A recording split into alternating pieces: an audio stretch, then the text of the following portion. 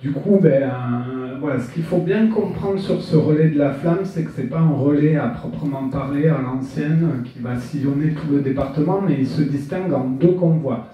Il y a un convoi engagement qui, lui, est composé de beaucoup de véhicules et qui va être chargé de traverser les 4 plus grandes villes du département en mode relais à l'ancienne, c'est-à-dire un relayeur allumera la torche d'un autre relayeur tous les 200 mètres et la flamme va parcourir ces villes comme ça, avec un relayeur qui passe la flamme à un autre relayeur pour aller d'un point A à un point B.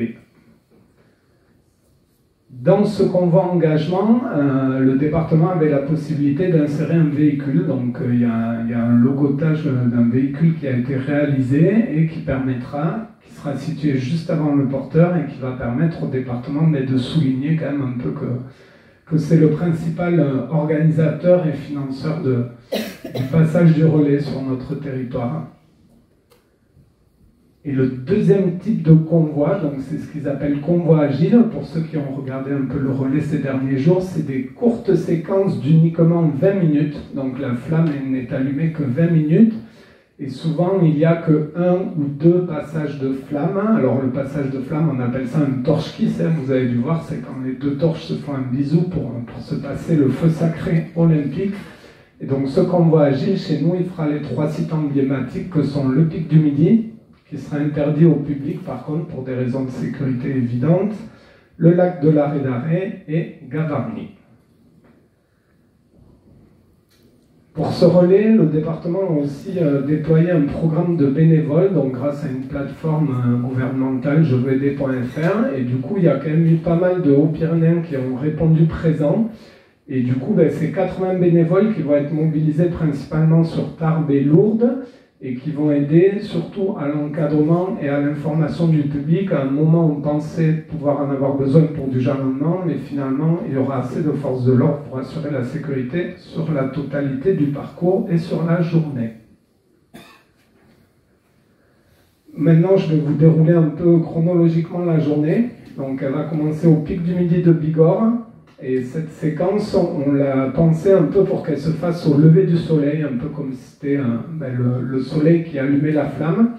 Et les 2 premiers relayeurs de la journée, donc ce sera Bernard Hinault, qui sera au Pic du Midi. On a quand même la chance d'avoir un grand monsieur du sport français, quintuple vainqueur du Tour de France. Vous voulez dire un mot ? Je te permets, oui, j'en dirai un mot. Bon, c'est vrai que c'est fait partie de quelqu'un qui joue une relation amicale et qui a marqué quand même l'histoire du sport dans le département. C'est le dernier vainqueur 5 fois du Tour de France et puis je pense que ce record n'est pas prêt d'être battu.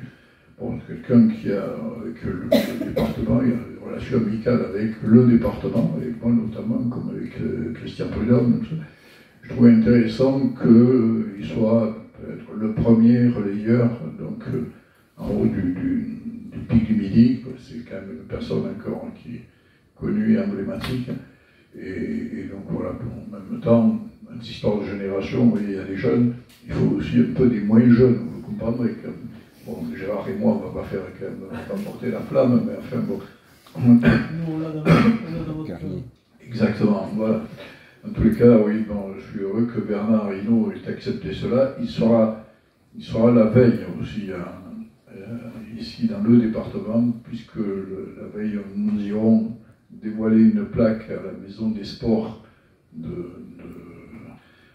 département. Enfin, le département a mis à disposition du monde sportif une maison il y a un an ou 2. Maintenant, oui. Au moins un an, oui. Boulevard du Martinet. Boulevard du Martinet, c'est le bâtiment qui n'était plus utilisé par le département, 700 mètres carrés. Et donc, on les a mis à disposition de tous les comités départementaux sportifs, de rugby et autres.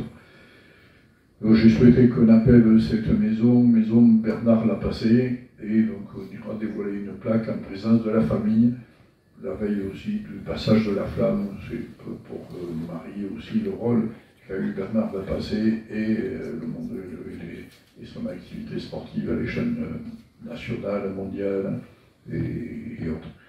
Voilà, donc Bernard Hinault sera là depuis la veille, il cassera la croûte, je crois, à Bagnères le soir chez Octave.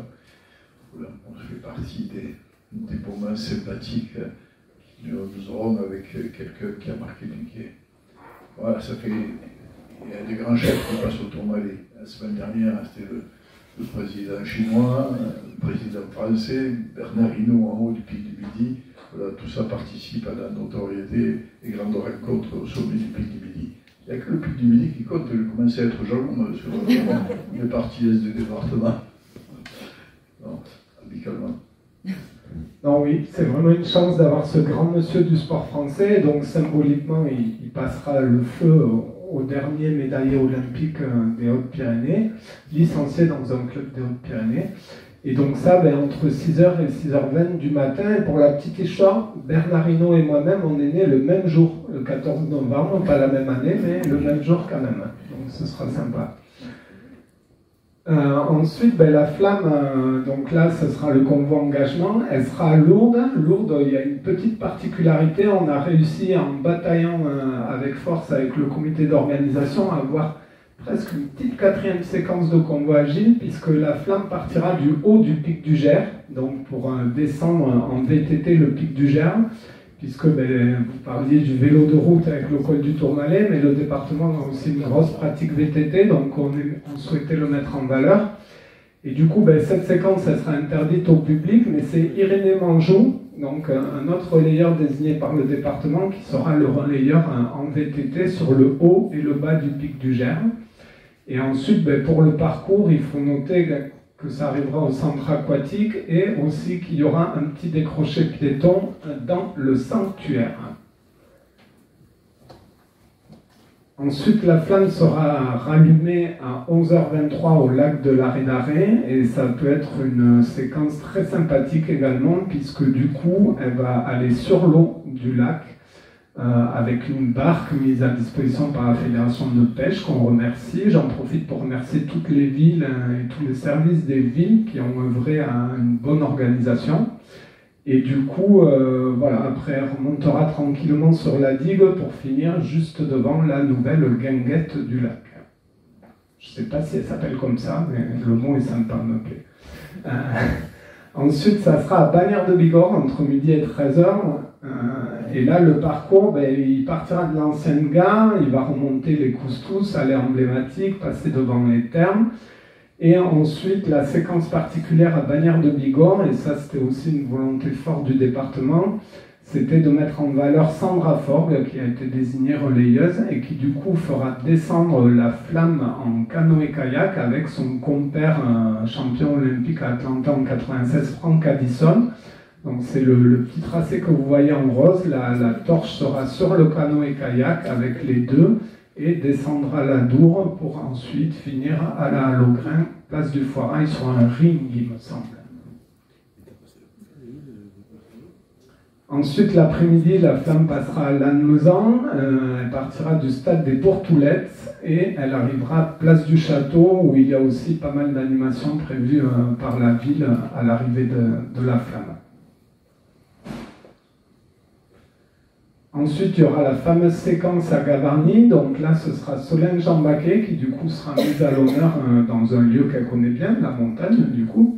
Et donc, ça se situera sur le plateau de la Courade. Pareil, il y a des animations qui sont mises en place également par la ville et qui permettront de rejoindre le plateau de la Courade à pied via une petite chasse au trésor, des choses comme ça. Et enfin, le gros morceau de la journée qui se déroulera à Tarbes, donc c'est vraiment une toute fin de journée, entre 18h et 20h. Donc la flamme partira de Maurice Trélu et il y aura une haie d'honneur des territoires labellisés Terre de Jeux 2024. Le département souhaitait qu'il y ait une personne de chaque territoire labellisé qui tienne une pancarte avec le logo de la commune, de la collectivité. Qui permettra, la flamme n'a pas pu aller partout dans le département, mais quelque part ces territoires seront quand même présents le jour de ce relais.